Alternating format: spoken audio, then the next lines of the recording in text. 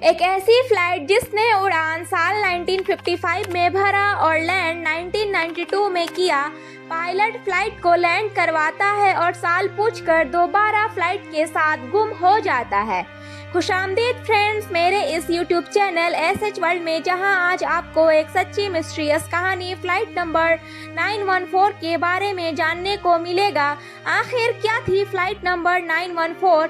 तो चलिए जानते हैं पैन अमेरिकन फ्लाइट 914 की पूरी कहानी। इमेजिन कीजिए कि आप किसी फ्लाइट पर हैं, घड़ी देखी और सोचा कुछ घंटों में अपनी मंजिल पर पहुंच जाएंगे। कुछ देर के बाद आपको फ्लाइट में हलचल महसूस होती है और आप पूरी तरह से अलग टाइम और प्लेस पर पहुंच जाते हैं। सोचकर भी अजीब लग रहा होगा, पर क्या आपको पता है कि अमेरिका की पैन अमेरिकन फ्लाइट 914 के साथ कुछ ऐसा ही हुआ था। साल 1955 में इस फ्लाइट ने टेक ऑफ लिया और 37 सालों बाद कराकस वेनेजुएला में लैंड हुई।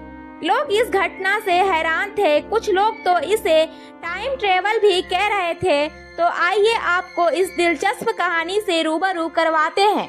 2 जुलाई 1955 को फ्लाइट 914 57 पैसेंजर्स, पायलट और 4 क्रू मेंबर्स के साथ न्यूयॉर्क से मियामी के लिए रवाना हुई। सिर्फ 3 घंटे की उड़ान के बाद ही ये फ्लाइट अचानक रडार से गायब हो जाती है और अपने डेस्टिनेशन तक पहुंच नहीं पाती। एयर ट्रैफिक कंट्रोल सारी कोशिशों के बाद भी प्लेन से कांटेक्ट करने में नाकाम रहती है। सर्च और रेस्क्यू ऑपरेशन की शुरुआत होती है, लेकिन उसे भी खाली हाथ ही लौटना पड़ता है। ऐसा लगा मानो फ्लाइट हवा में ही गायब हो गया हो। ये मिस्ट्री दशकों तक एक पहेली बनकर रह गई। आइए सितंबर 1992 में कराकस वेनेजुएला में एंट्री करते हैं, जहां एयर ट्रैफिक कंट्रोल को रडार में एक नेमलेस फ्लाइट का सिग्नल मिलता है। इतने ही देर में एयरपोर्ट से कुछ दूर एक फ्लाइट दिखता है जो काफी पुराना सा नजर आ रहा था। इस मिस्टीरियस फ्लाइट के पायलट ने टावर से कांटेक्ट किया और अपनी पहचान पैन एम फ्लाइट 914 के रूप में बताई, जो पूरी तरह से न्यूयॉर्क से मियामी के लिए साल 1955 में रवाना हुई थी। सारे कराकस में कोहराम मच चुका था। कोई भी ये समझ नहीं पा रहा था कि ये फ्लाइट जो 1955 में टेक ऑफ हुई थी, अपनी मंजिल से 1100 मील दूर 37 सालों बाद क्या कर रही है। लैंडिंग के बाद जब इंक्वायरी शुरू हुई तो पायलट की रिएक्शन ने कंफ्यूजन को और ही बढ़ा दिया।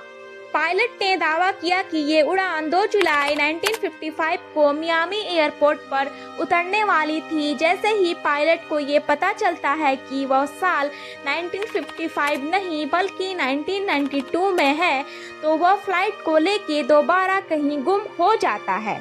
और उसके बाद पैन अमेरिकन 914 के बारे में न किसी ने सुना और न किसी ने जाना। पैन अमेरिकन 914 अपने पीछे कई अनसुलझे सवालों को छोड़ जाती है।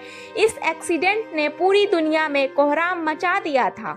उस फ्लाइट के साथ 37 सालों के दौरान क्या हुआ? इतने सालों तक ये फ्लाइट कहाँ थी? फ्लाइट मिस्टीरियस तरीके से कराकस में कैसे पहुंचा? और पायलट दोबारा प्लेन के साथ कहाँ चला गया? फ्लाइट दूसरी बार बिना किसी सुराग छोड़े कैसे गायब हो गया? आज 32 सालों बाद भी इस पहेली को कोई सुलझा नहीं पाया है। वीडियो को यहीं पर खत्म करते हैं। अगर वीडियो अच्छी लगी हो तो वीडियो को लाइक और चैनल को सब्सक्राइब जरूर करें।